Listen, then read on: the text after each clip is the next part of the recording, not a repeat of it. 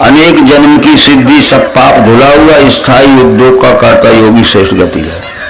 ठीक है, इस तरह की सिद्धियां मिल गई। अब इसके पश्चात ये हो गया कि भागवत के 11वें स्कंद में 10 अवतारों का वर्णन है। पहले स्कंद में भी 10 अवतारों का वर्णन है कि 4 युग में 10 अवतार होते हैं। 4 अवतार होते हैं सतयुग में मत्स्य, कूर्म, वाराह और नरसिंह। 3 अवतार होते हैं त्रेता में वामन, परशुराम और राम। 1 अवतार होता है द्वापर में श्री कृष्ण। और कलयुग को घुस ना पावे इसलिए उसमें प्रारंभिक 9वां अवतार होता है बुद्ध। और जब कलयुग छा जाएगा तो उसको दमन करने के लिए 10वां अवतार कल्कि आएगा।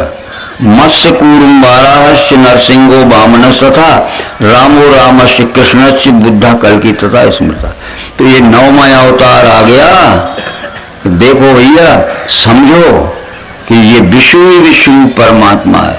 उस विश्व में हम भी पैदा हुए, सबका उत्पादक है, सबका सब संरक्षण है, सबका पालक है। हम उसी में उत्पन्न हुए हैं, उसी में हम रह रहे हैं और उसी में हम सुरक्षित हैं, उसी में हम चले जाएंगे, फिर आएंगे तबादले। तो ये बताने के लिए ये सिद्धियां लिखी हैं। तो जिनको इस तरह की सिद्धि मिल गई वो अवश्य ही 8 सिद्धियां लिखी थी, उनका ब्यौरा समझाने की जरूरत नहीं है। अणिमा, महिमा, लघिमा, गरिमा, प्राप्ति, प्रकाम, वशित्व, ईशत्व, 8 सिद्धि के नाम। बस अभिमान में हम अणिमा सिद्धि उसे कहते हैं कि हम देह के अभिमान में रहते हैं, हमके शरीर का अभिमान रहता है। ठीक है, तो अब जब शरीर का अभिमान हो गया और शरीर से संबंधित दृष्टि का अभिमान हो गया, तो जब ये ज्ञान होता है सदगुरु से कि हमारा शरीर 5.5 फुट का लंबा है, 6 फुट का, तो फिर इस विराट को स्वरूप कितने बड़ा है, आदि अंत मध्य कछु, तो उसके आगे तुम अणु के बराबर हो कि नहीं।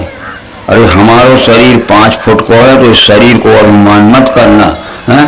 ये कितना बड़ा दिख रहा है, उसके आगे हमें सुई के मुख के बराबर भी नहीं। शरीर का अभिमान हो जा, और शरीर से संबंधित जितने अभिमान है, धन का अभिमान, कुल का अभिमान, पंथ का अभिमान, अणिमा सिद्धि हो गई। अब हम देह अभिमान नहीं करेंगे।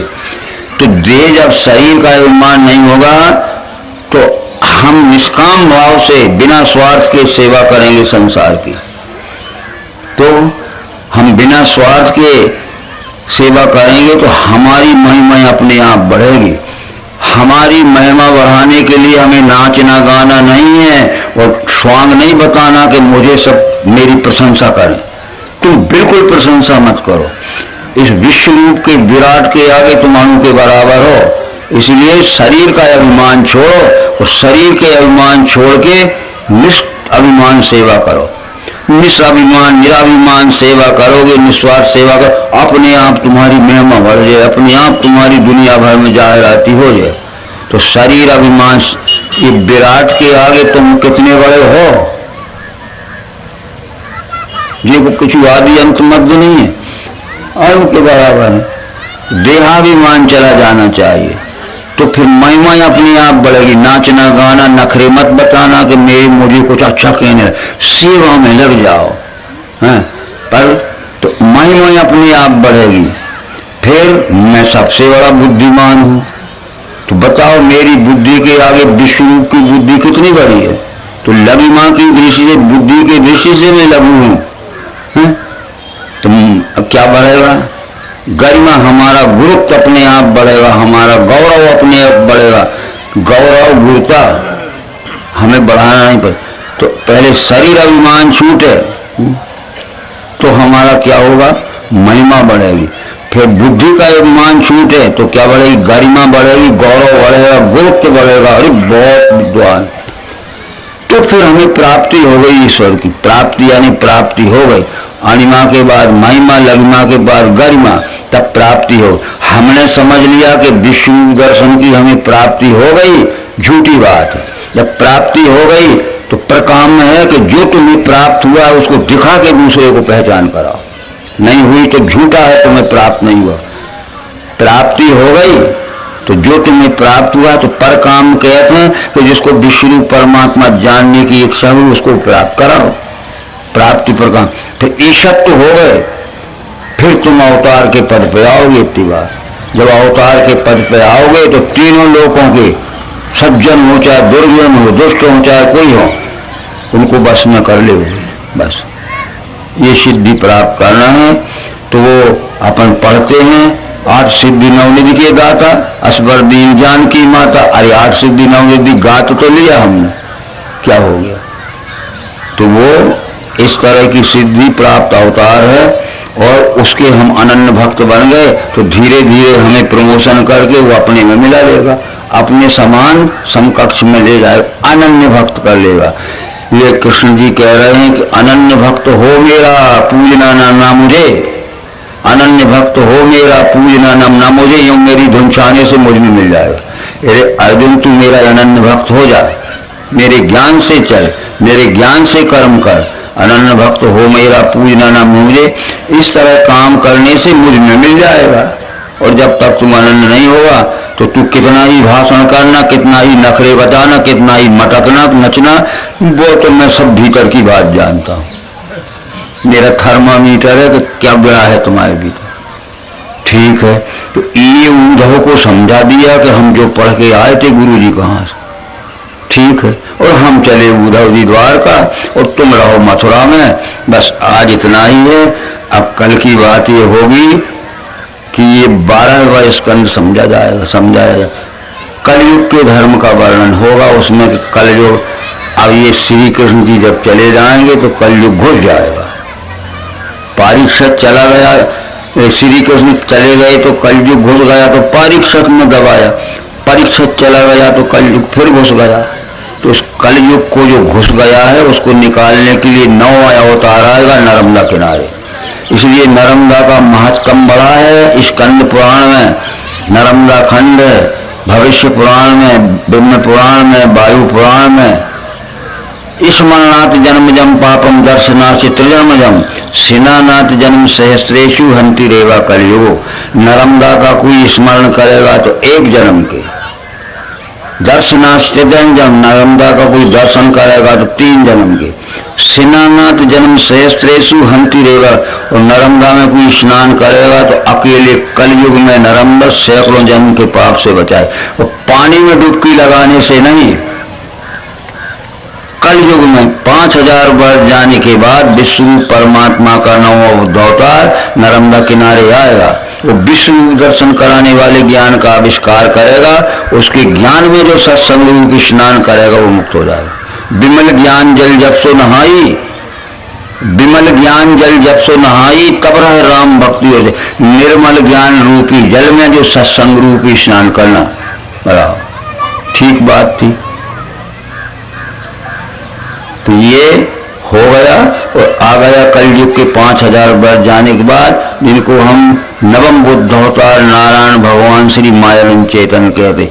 उनका नाम मायानंद चेतन इसलिए रखा है कि जिस माया को तुम डरते हो और जिस माया को छोड़ के तुम जंगल में भाग जाते, नहीं, ये जीव आत्मा की माया ये माता है। तो माता को छोड़ के तुम भगोगे कि माता की सेवा करो? वो ये भारत माता को तो लूट रहे हो और उसी की बात कर रहे हो।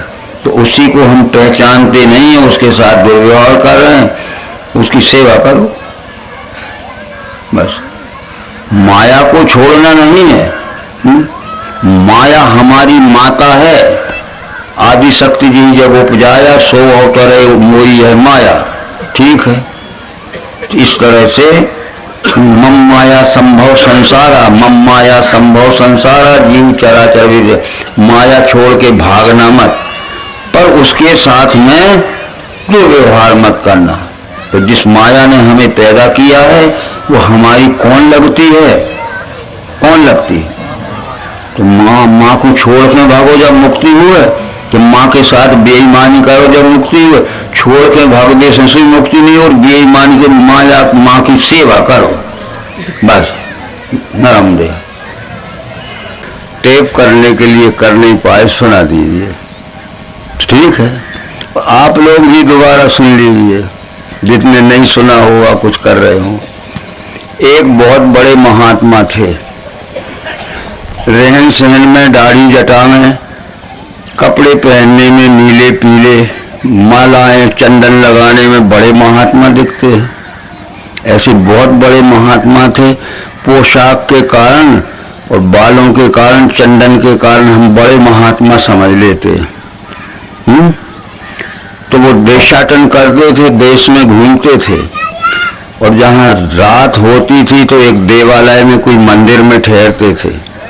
तो अपने पास में पूजा पाठ का, भगवान का पूरा सामान रखते थे। वो थैला टांगते थे, उसमें छोटे से भगवान रखते थे, और पूजा पाठ का सामान रखते थे, सब ध्यान का सामान रखते थे। एक दिन ऐसा आया कि जिस मंदिर में उन्हें ठहरना था, तो उनने देखा कि अरे इस मंदिर में तो 6-6, 8-8 फुट के भगवान बैठे, बड़े बड़े देवों की प्रतिमा है, तो मेरा भगवान छोटा है। उनके मन में ये बात आई कि मेरे पास जब पूजा करते हैं तो अगरबत्ती जलाते हैं, तो वो बहुत बड़े महात्मा थे, देखने में महंगी अगरबत्ती थी, स्वर्ण घटित केसर की रहती थी। अब सोने की कीमत देख लो, स्वर्ण घटित दवाइयाँ भी, और केसर कितनी महंगी होती है, शायद हमारी बहनें न जानती होंगी, जानते होंगे बहुत से लोग। वो सहज में नहीं मिलती, वो स्वर्ण की तौल के लगभग रहती है। तो उससे स्वर्ण घटित केसर की अगरबत्ती रखते थे, जैसी ये हम रखते हैं। उन्होंने सोचा आज तो मुझे यहाँ ठहरना है और मैं अपने भगवान को अगरबत्ती लगाऊंगा, तो ये होगा कि ये बड़े बड़े सब बास ले लेंगे, मेरा भगवान रह जाएगा। तो पास में देखा उनने तो एरंड का पेड़ था, अंडा, उसमें नलिका रहती है नहीं, तो पोली रहती, उसको तोड़ लाए, काट लिया पत्ते की तरफ से, और उन्होंने अगरबत्ती सुलगाई, ऐसी डाल दी अंडे की नलिका, अपने भगवान की नाक में लगा दी। बेफिक्र हो गए, अब किसी को बास नहीं मिलेगी। आंख मूंद के कछु भी कह रहे होंगे, ध्यान कर रहे होंगे, क्योंकि कछु कछु तो लोग आंख मूंद के ढोंग को ध्यान करते हैं। अरे आंखों में जो दिखाते एक को ध्यान का नहीं करते हैं। ठीक है, और जब उन्होंने आंख खोली तो अगरबत्ती जल गई थी पूरी, और धुआं में मुंह काला हो गया था। अब इधर देखा, इधर देखा, अरे हमारे भगवान का मुंह काला किसने किया? तो ये कहते महाराज हम तो गए ही नहीं हैं। तो तुमने देखा होगा कोई? हमने, इधर आओ, हमारे भगवान का मुंह काला किसने किया? ये बोले हम गए ही नहीं है। और तुमने किसी को जाते तो देखा, कौन कर गया मौकन? एक चतुर आ गए तिवारी जी सरीखे, इनसे भी कहा कि आओ, हमारे भगवान का मुंह काला किसने कर दिया? बोले महाराज जी इधर उधर के लोगों को काहे को परेशान कर रहे? आपने अपने भगवान का मुंह खुद काला किया है, क्योंकि आपने अंडे की नलिका में लगा दी, अगरबत्ती लगा दी, तो धुआं में मुंह काला हो गया। तो हमारे भगवान का, हमारे धर्म का मुंह काला हम खुद ही कर रहे हैं। वो भगवान की ये प्रतिमा नहीं है, उनका ज्ञान भगवान है। कृष्ण ने जो ज्ञान दिया 100 बार जता के गए। कृष्ण क्या कह गए? अत्यंत गुह्य ज्ञान मैंने तुझे बता दिया, उसको ध्यान में रखना और मेरे जाने के बाद ही मेरे ज्ञान से चलना। ज्ञान से सभी कर्म अर्पण करना, मुझे जो ज्ञान दे रहा हूं मेरे ज्ञान से सब कर्म करना। तू जो भी हो, तो खेती का, बाड़ी का, व्यापार का, मास्टरी का, शिक्षा का, ठीक है। ज्ञान बुद्धि कही मैंने मान तू पाठ। तो हम उनकी प्रतिमा को तो पूजते और उनके ज्ञान के विपरीत अनेक प्रकार की ठगबाजी करते हैं, ढोंग बताते। तो हम राम को माने और रामायण को माने, पर राम के ज्ञान को ना माने और रामायण में लिखा हुआ ज्ञान राम का ना माने, हो जाओगे भक्त। हम गीता को माने और श्री कृष्ण को माने, पर गीता में लिखा हुआ ज्ञान और श्री कृष्ण ने दिया हुआ ज्ञान ना मान, तो किताब मानने से क्या होगा? किताब तो हमने इसलिए लिखी है कि चले गए श्री कृष्ण, उनके बाद उन्होंने जो ज्ञान लिखा है वो आज भी हमें ज्ञान से चलना पड़ा है। तो ज्ञान से सभी कर्म अर्पण करना, मुझे निराश निरहंकारी अशोक बन के रहो। नहीं है आज कृष्ण जी, नहीं है रामचंद्र जी, नहीं है व्यास जी, पर जो ज्ञान लिखा है उस ज्ञान के अनुसार चलना है बस। तो राम को मान रहे हैं, राम के ज्ञान के विपरीत चल रहे हैं। कृष्ण जी को मान रहे हैं, कृष्ण के ज्ञान के विपरीत चल रहे हैं। बताओ, अब बहुत सी बातें हैं, आप समझो। क्या विवाह छूटा? क्या बोला छूटा? मांस खाते हैं, मदरा खाते हैं। वे कहते हैं जो चैत्र के उसमें कुंवार के महीने में नौ दुर्गा होती है नहीं, बस इन 10 दिन तक हम न खाएंगे मुर्गी बकरी, ये 10 ही दिन तक। और जो 10 दिन पूरे हुए तो मुर्गा खरीदने चलेगा, बकरा खरीदने चलेगा, शराब की बोतल ले आए। उतने दिन के लिए, हमेशा के लिए बुरे कर्म छोड़ना है। ठीक है भाई, इनके कहने से ही हमने रिपीटेशन किया है, दोबारा बताया। ये कहते थे कि हमने टेप नहीं कर पाए, सीडी बन रही। ठीक, अब आपको हमको ध्यान रखना है कि कृष्ण ने जो ज्ञान दिया है, क्या ज्ञान दिया था? ईश्वर सब भूतों के हिये में पार्थ है बसा। जिसे ईश्वर कहते हो, ये दिख रहा है, ये चराचर दृष्टि के रूप में यही है हमारा ईश्वर, यही है हमारा परमात्मा। उसको पहचानो और उसको पहचान कर इसके साथ में प्रेम का सच्चाई से स्वकर्म द्वारा सेवा में व्यवहार करो। उसको पहचानने के बाद अपने अपने स्वकर्म द्वारा सच्चाई के साथ निष्काम भाव से सेवा करो। ये कृष्ण जी कह रहे हैं, ये ज्ञान दे रहा हूं तो तुम मेरे भक्त हो गए, नहीं तो मेरे नाम पर तुम 1000 प्रकार के बुरे काम करोगे और नाम मेरा लोगे तो मेरा बदनाम कर रहे हो। अब हम बता देते, जो ज्ञान देता है हमें, तो ज्ञानी को तो हम माने और उसके ज्ञान के विपरीत चलें तो बदनाम क्या होगा मास्टर का? क्या तुमने यही पढ़ाया था कि ये बेईमान है? तुम खुद बेईमान हो गए। जिनकी औलाद बुरे काम जमाने में करे, सदा माँ बाप के नीचे को नजर होती। किसी की औलाद संतान बुरे काम करती तो माँ बाप का बदनाम हो को मोड़ाया, जो देख ले, जो चोरी कर रहा हो, जो मांस खा रहा हो, जो पराए घर में घुसो, बदनाम कौन को हो? तो हमारे माँ बाप या ये रामचंद्र जी, कृष्ण जी, उनके ज्ञान को छोड़ उनके विपरीत चल बदनाम उनको हुए। जो रोज रोज रामायण पढ़ते, रोज रोज गीता पढ़ते, रोज रोज जाप करते, देख लो घर में घुसे थे, लोग बेटा जा रहे, अरे ये राम भक्त जा रहे, तो नाम तो मेरे ले लो। तो राम को नहीं लजाना है, राम के ज्ञान से चलना है। सारे ढोंग छोड़ दी, जब छोड़ भटकना राह पे आ।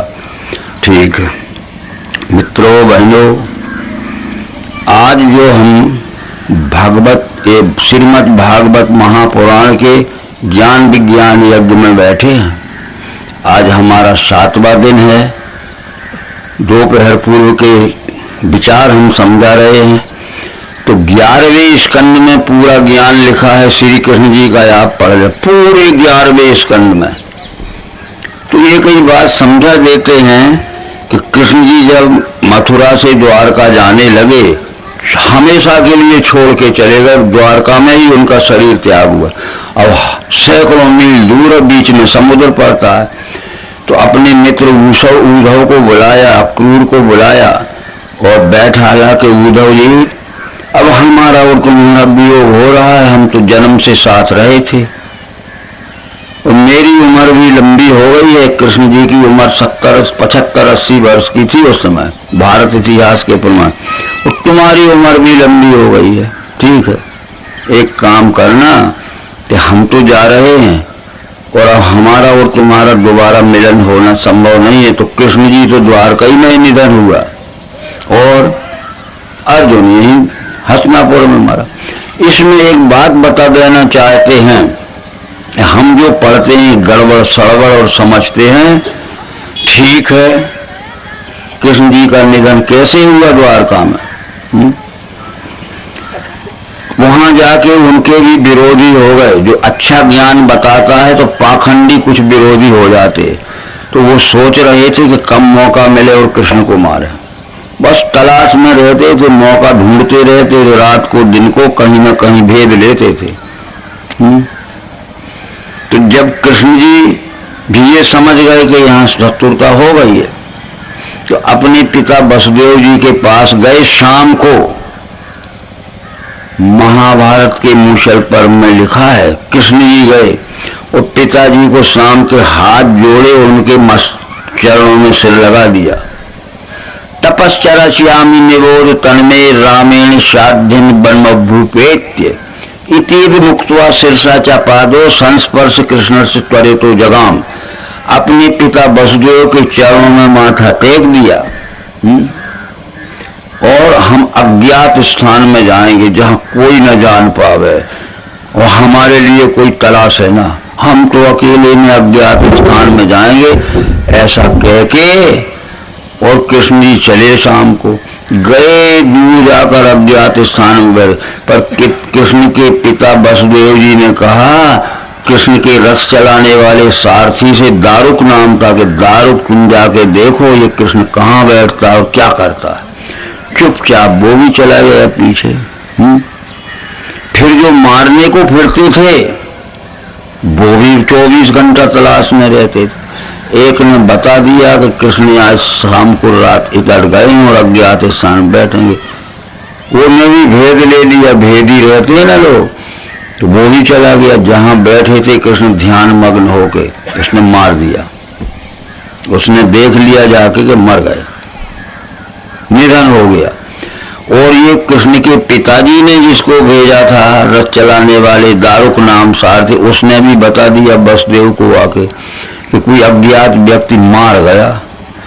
तो वसुदेव जी ने कहा कि जाहिर मत करो, और जाहिर हो जाएगा तो द्वारका अभी लुट जाएगी। कृष्ण के बल पे तो डराते थे लोग, जाहिर मत करो, गुप्त रखो। और जिसने मारा था उसने भी सोचा कि मैं बता देऊंगा सबको कि मैंने मार दिया, अब भी धरपकड़ हो जाएगी, उसने भी नहीं बताया।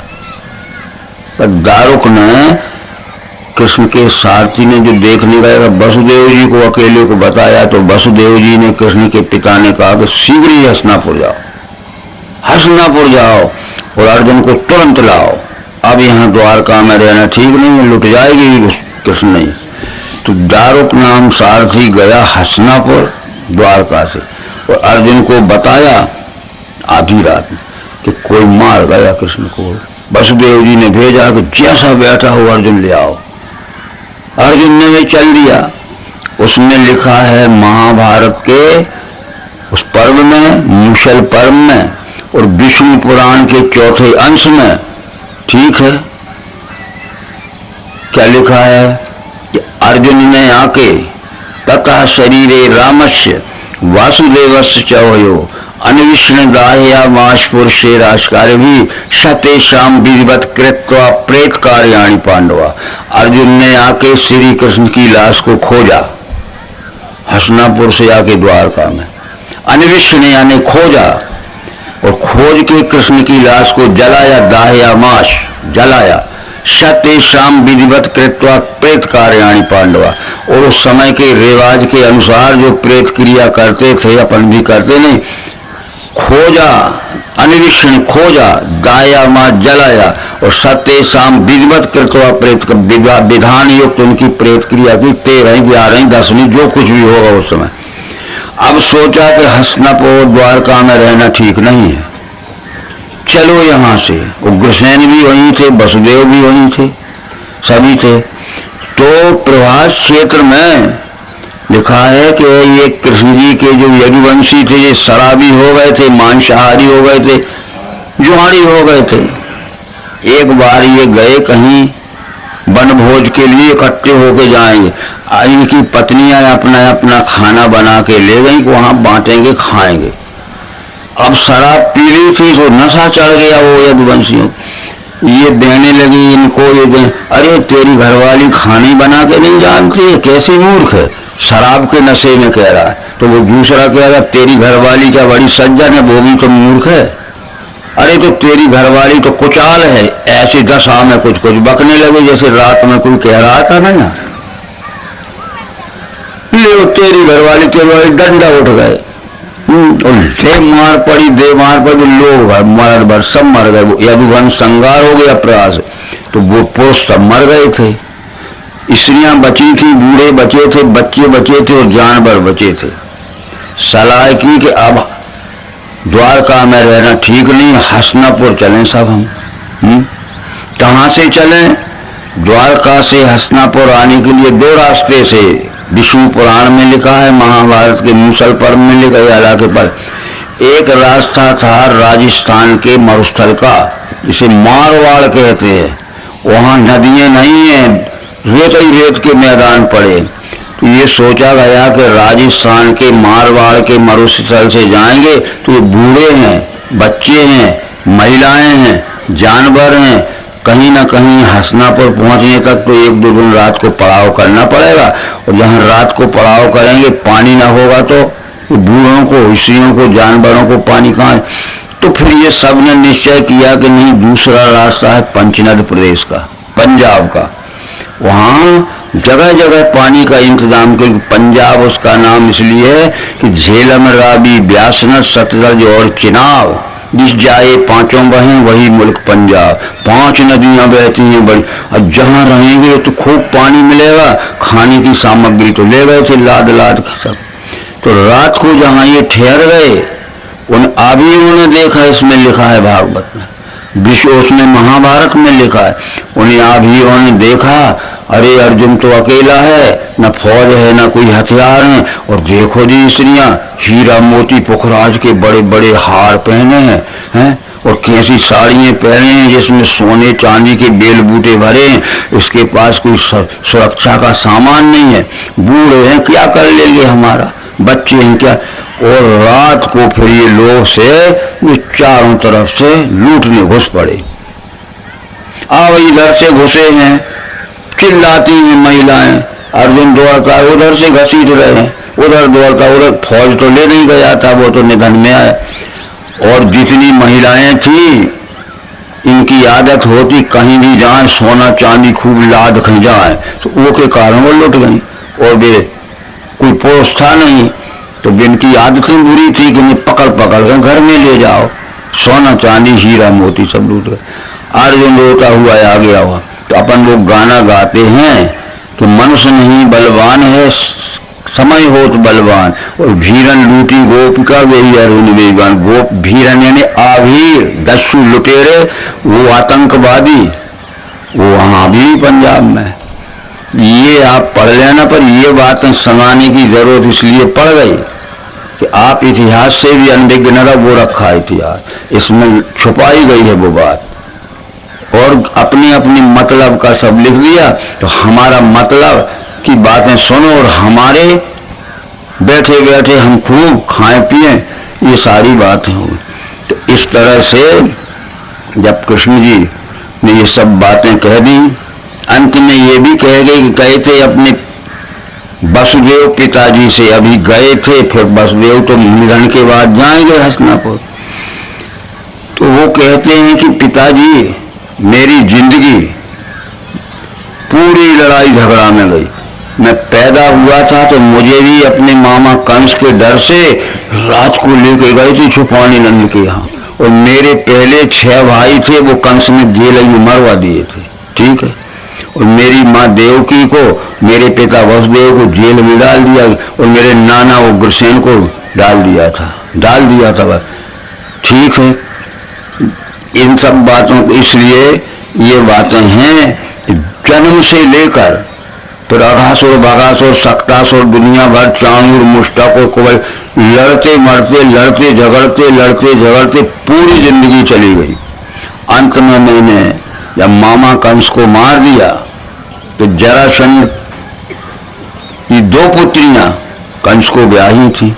जरासंध का कंस कौन था? दामाद। कंस मर गया तो ये दोनों पुत्रियां आ गई अपने पिता जरासंध के बाद कि हमारी जिंदगी को धिक्कार है, अगर उस कृष्ण को पकड़ के नहीं लाते और जान से मार के नहीं आते तो हम आत्महत्या कर लेंगे, हमारे जीने का क्या धर्म रहा। खूब प्रयत्न किया, इसमें लिखा है कि 17 बार जरासंध ने कृष्ण को पकड़ने की कोशिश की या मारने की, पर बचते रहे। अब आखिर में वो आ गई अपने पिता जरासंध के पास, दोनों पुत्रियां, कि हमारा मन बहलाने के लिए तुम खिलवाड़ सी कर रहे हो। जरासंध आदमी, ना उसके पास फौज है, ना कोई धन है, ना कछु है, हमारा मन बहलावे के लाने का। आज अगर ये कृष्ण को पकड़ के मार के नहीं आए तो ये राजमहल के दरवाजे पे बैठी हम आत्महत्या कर लेंगे। खूब जोर से कहा, रो रो के बेटी में। तो जरासंध ने कहा कि आज ही पकड़ के लाऊंगा। बहुत भारी हमला किया। तो ये भागवत में ये बात लिखी है कि उस समय कृष्ण का स्वास्थ्य ठीक नहीं था, कुछ ना कुछ रोग था, थोड़ी बहुत जो खाम पर रोगी अवस्था में भागे जरासंध से और पहाड़ कूद के समुद्र पार करके बाहर का ऐसे भगे थे। इधर भी यही मुसीबत थी, उधर भी वही। तो ये कह के गए थे कि हम एकांत स्थान में जाके अब ऐसा उपाय खोजेंगे इस संसार में बिना लड़ाई झगड़े के, बिना युद्ध के, बिना नरसंहार के, बिना खून की नदियां बहे, ये सुख शांति हो जाए। 1000 जन्म तक और 1000 युग तक युद्ध चलते रहे तो कत्लेआम होगा, खून बहेंगे, नदियां होंगी, शांति। हम तो ऐसा उपाय करेंगे कि बिना लड़ाई झगड़े के। इसलिए अब इस देह के त्यागेगा पाऊंगा श्रेष्ठ लोग। कृष्ण का शरीर छोड़ के इससे और ऊंची जगह पे आना है, बस। ठीक है, ये बातें लिखी हैं। कृष्ण ने कहा कि मेरे बहुत जन्म हो चुके हैं, तुम्हें जान मालूम नहीं है, विविधि कर्मों से तात केवल पुण्य योग से गति मर्त्य यही पावे प्रतिष्ठा देवलोक की। पाए अनेक ही मृत्यु और जन्म पुनः पुनः। मैंने हजारों बार मृत्यु ली, हजारों बार जब मैं पाए अनेक ही मृत्यु और जन्म पुनः पुनः, और देखी अनेक माताएं पितावे पर। सैकड़ों जन्म में सैकड़ों माताओं का पुत्र हुआ, सैकड़ों जन्म लिए और सैकड़ों आफतें होगी। पाए अनेक ही मृत्यु और जन्म पुनः पुनः, और देखी अनेक माताएं पिता भी पिता। विचित्र सुख के भोग निष्पाप दृश्य। कहीं कहीं तो मैं धनवान के घर में पैदा हुआ किसी जन्म में, उसी जन्म में गरीब हो गया तो मजूरी करना पड़ी। पाया और फिर किसी जगह गरीब के घर में पैदा हुआ, पुरुषार्थ से धन नाश लखा पाया, धन ही सुप्रयत्न से। निरपुण से स्वजनों से भी सही कष्ट निराश। कभी कभी बड़े बड़े राजाओं ने किसी जन्म में मेरा आदर किया, और कभी कभी उन्होंने मुझे राजाओं ने तकलीफ दी। कभी कभी मेरे परिवार में भी लड़ाई हुई पिछले जन्मों में, पिछले सैकड़ों। और कभी कभी परिवार में भी प्रेम रहा। फिर अप्रियों से संग, वैसे प्रेमियों से वियोग भी। कभी कभी ऐसे लोगों से मौका पड़ गया कि मुझे अप्रिय लोग मिले, विरोधी लोग मिले, तो उनसे बच के रहना पड़ा, डर के रहना पड़ा। और कभी कभी मेरे प्रेमी मिले तो उनसे मजे से रहना पड़ा, और मेरे रहते हुए प्रेमी भी चले गए तो उनका शोक हुआ। पाए अनेक ही जन्म और मृत्यु पुनः। पश्चात प्राप्त हुई सिद्धि है आत्म प्रसाद। हजारों जन्म लिए हैं मैंने, तब कृष्ण पद पे आया हूं। पश्चात प्राप्त हुई सिद्धि है आत्म प्रसाद से, अब इस देह के त्यागे पाऊंगा श्रेष्ठ लोक की। सोच लीजिए, अब इस कृष्ण शरीर के छोड़ने के बाद इससे भी ऊंचे अवतार में आना है कि बिना लड़ाई झगड़े के दुनिया में शांति हो जाए। अब इस देह पश्चात प्राप्त हुई सैकड़ों जन्म मृत्यु धारण करें, तो अब इस देह के त्यागे जब कृष्ण के देह को त्याग, इससे भी श्रेष्ठ लोक में आया है, जाना है मुझे कि बिना लड़ाई झगड़े। तो मैं मनुष्य की बुद्धि का अभिमान, बुद्धि का पागलपन, बुद्धि का उन्माद, बुद्धि का भ्रम घमंड मिटाने के लिए मैं बुद्ध अवतार बन के आऊंगा। और कलयुग के 5000 वर्ष के समय लग जाएगा मुझे, तब मैं जब ज्यादा झगड़ा हो रहा। तो ये कलयुग के 5000 वर्ष जब चले गए तो वही कृष्ण अब इस देह के त्यागे पाऊंगा श्रेष्ठ देव हूँ। मायलिन चेतन आके नर्मदा किनारे आ गए। 5 सहस्र वर्षेषु विगत कलि भविष्यति नवम बुद्ध अवतार जायते मानुषेष भी। 5 सहस्र वर्षेषु विगत कलि भविष्यति नवम बुद्ध अवतार रेवातर जायते। 5000 वर्ष जब चले गए तो 9वां बुद्ध अवतार नर्मदा के किनारे आ गया। बस आ गया, 5000 वर्ष चले जाएंगे। ये रहस्य बड़ा गूढ़ है रहस्य अति गूढ़ी है, लख न सके अज्ञान। इस हृदय से इस विषय का करें विचार सुजान। बिना लड़ाई झगड़े के कहते हैं भैया, जात का ईमान छोड़ो, कुल का ईमान छोड़ो, धन का ईमान छोड़ो, शराब का ईमान छोड़ो, मांस का ईमान छोड़ो, सारे प्रकार की कुरीतियां तो छोड़ो, सारे प्रकार के अभिमान तो छोड़ो और मिलके रहो तुम्हें सुख से जीना है तो दूसरे को सुख से जीने दो, और तुम्हें सुख से जीना है तो हमें भी सुख से जीने दो। ये सब बातों का विचार लेके 9वां अवतार है। 4 बार लिखा है इस भागवत पुराण में, ये कोई नहीं सुनाता। पहले ही स्कंद में लिखा है, ये पहला स्कंद रखा है पहले है। ततः कलौ संप्रवर्ते सम्मोहाय सुरद विषाम बुद्धो नामना जिनसुत की क्लेश अवस्थिति। जब कलयुग छा जाएगा, ततः कलौ संप्रवर्ते सम्मोहाय सुरद विषाम, जो भेषधारी लोग ठग बन के घूमेंगे हैं और मनुष्यों की बुद्धि को भ्रमित करके धन कमाएंगे और अपना मजा उड़ाएंगे। ततः कलौ संप्रवर्ते सम्मोहाय सुरद विषाम, उस समय मनुष्यों की बुद्धि में विवेक का ज्ञान देने के लिए मैं आ जाऊंगा। ये पहले स्कंद में लिखा है। ततः कलौ संप्रवर्ते सम्मोहाय सुरद विषाम बुद्धो नामना जिनसुत, बुद्ध नाम के अवतार से आऊंगा भ्रम दूर करने की। तीसरे स्कंद में फिर वही बात लिखी है कि त्वयोदि तोयम जगतो हिताय यथा यथा वेद पथा पुराणा बाध्येत पाखंड पथैर सद्भिष कदा भगवान सत्वगुणम विवर्ती। जब मनुष्य पशु बुद्धि के हो जाएंगे, पशु बुद्धि का मतलब ये है कि मांस खाएंगे, मदा पिएंगे, पराए घरों में घुसेंगे, बहन बेटियों से भी बहन बेटी का संबंध नहीं मानेंगे, सब उनकी विषययुक्त दृष्टि विषयाशक्त हो जाएंगे। त्वयोदि तोयम जगतो हिताय, फिर जगत का उद्धार करने के लिए, जगत का हित करने के लिए यथा यथा वेद पथा पुराणा, जब वेद का सिद्धांत डूब जाएगा तो फिर मैं वो वेद के सिद्धांत के अनुसार 9वां अवतार लेके आऊंगा और फिर वो बुद्धि में ज्ञान देऊंगा। देव दुषाम निगम वर्तमनि पूर्वमयन बेहता दृश्य तूर्वी लोकान घिनताम मति विमोह मति प्रलोभम। जब ये भेषधारी लोग ठहर घूमेंगे और मनुष्यों की बुद्धि को अंधविश्वास में फंसा के पूजा करवाएंगे अपनी और धन लेंगे उनसे। देव दुषाम निगम वर्तमनि पूर्व महन बेहता दृष्टि लोकान घिनताम मति विमोह मति प्रलोभम भेषम विदाय बहुभाष्यत औपधर्म। तब मैं सनातन धर्म की स्थापना करने आऊंगा। जो कह रहे मैं आ गया है रहस्य गूढ़े लख न सके अज्ञान, इससे दी के इस विषय को कर्म विचार। 8वें स्कंद के 6वें अध्याय में फिर लिखा है, इसमें क्या लिखा है कि महर्षि व्यास होंगे, वो 18 पुराण लिखेंगे, सब शास्त्रों का अध्ययन करेंगे तो 18 पुराण में सब कुछ लिखा मिलेगा। ज्ञान कर्म ज्ञान भक्ति उपासना के विषय में समझाएंगे, जीव आत्मा माया और परमात्मा के विषय में समझाएंगे, धर्म अर्थ काम मोक्ष के विषय में समझाएंगे। ठीक है, परंतु ये समझाएंगे ऐसे कि अपना धन कमाने के लिए, ज्ञान व्यापार हो जाएगा। 8वें अध्याय के 6वें स्कंद में फिर लिखा है कि फिर मैं मनुष्यों की बुद्धि का भ्रम दूर करने के लिए मुझे आना पड़ेगा और ये समझाने वाले जो समझाते हैं अपने स्वार्थ के लिए, ठगने के लिए, ठगों से बचाऊंगा। अब आपको हमको ये लग रहा होगा कि ये तो कुछ और कहते हैं, वो कुछ और कह रहे थे ऋषिकेश के हरिद्वार के, और ये कुछ और कह, ये रखी है साक्षी किताब।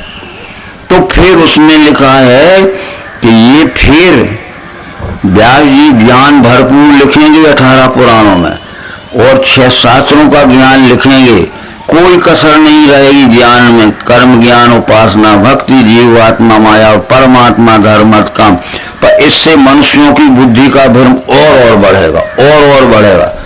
कब मैं आऊंगा 9वें अवतार में कि महात्माओं को एक तरफ बैठा लो और मेरे इधर आओ, तुम्हारी बुद्धि का भ्रम दूर करूंगा तुम्हें। तो कृष्ण का भी बुद्धि का, कृष्ण ने अर्जुन की बुद्धि का भ्रम दूर किया, सैकड़ों प्रश्न किए अर्जुन ने, परंतु जब तक विश्वरूप दर्शन नहीं कराया तब तक अर्जुन का समाधान नहीं हुआ। जब विश्वरूप दर्शन कराया कि विश्व का ही रूप विश्वरूप ईश्वरा सर्वभूता नाम हृदय से अर्जुन, तब अर्जुन क्या कहता है कि गया मोह मिला धर्म कृपा से आपकी, मुझे भ्रम पूर्ण गया मेरा करूंगा। आज मेरे में जितना भ्रम था और आज मेरे में जितनी गलत समझने की बुद्धि हो गई थी, गया मोह मिला धर्म, कृपा से आपकी मुझे भ्रम पूर्ण गया मेरा कर्म गया। आपके ज्ञान के अनुसार चलूंगा। क्या है? विश्वरूप दर्शन कराया, तो देख इस विश्वरूप की ओर। अनेक बाहु मुखपेट आंखें, सर्वत्र देखा तुमको अनंत। अर्जुन का दिखे नहीं अंत न मध्य आदि, हे देव विश्वेश्वर विश्वरूप। मेरा भ्रम चला गया, ये विश्व का रूप ही विश्वरूप, इसके साथ में अब मेरा सच्चा व्यवहार होगा।